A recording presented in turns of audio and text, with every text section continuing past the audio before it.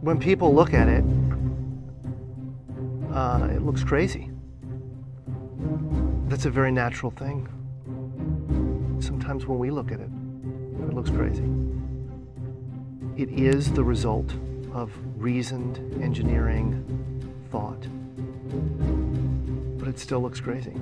From the top of the atmosphere down to the surface, it takes us 7 minutes.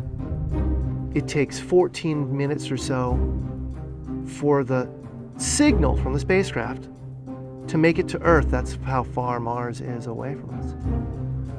So when we first get word that we've touched the top of the atmosphere, the vehicle has been alive or dead on the surface for at least 7 minutes.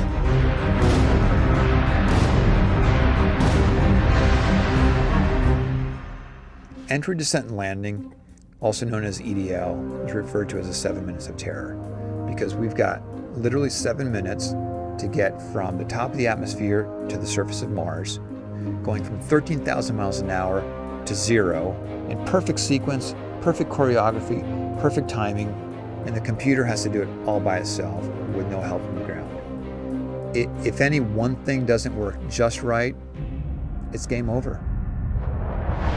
We slam into the atmosphere and develop so much aerodynamic drag. Our heat shield, it heats up and it glows like the surface of the sun. 1,600 degrees. During entry, the vehicle is not only slowing down violently through the atmosphere, but also we are guiding it like an airplane to be able to land in a very narrow, constrained space. This is one of the biggest challenges that we're facing, and one that we had never attempted on Mars.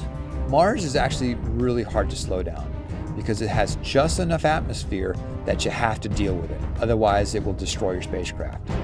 On the other hand, it doesn't have enough atmosphere to finish the job. We're still going about 1,000 miles an hour. So at that point, we use a parachute. The parachute is the largest and strongest supersonic parachute that we've ever built to date. It has to be able to withstand 65,000 pounds of force, even though the parachute itself only weighs about 100 pounds. When it opens up that fast, it's a neck-snapping 9 Gs. At that point, we have to get that heat shield off. It's like a big lens cap blocking our view of the ground to the radar. The radar has to take just the right altitude and velocity measurements at just the right time, or the rest of the landing sequence won't work. This big, huge parachute that we've got, it'll only slow us down to about 200 miles an hour. And that's not slow enough to land. So we have no choice, but we've got to cut it off and then come down in rockets. Once we turn those rocket motors on, if we don't do something, we're just going to smack right back into the parachute.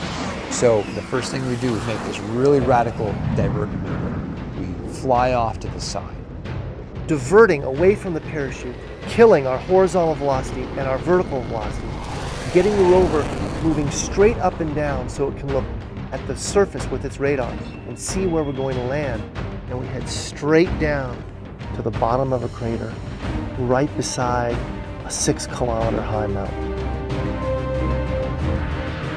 We can't get those rocket engines too close to the ground, because if we were to descend propulsively with our engines all the way to the ground, we would essentially create this massive dust cloud. That dust cloud could then go and land on the rover.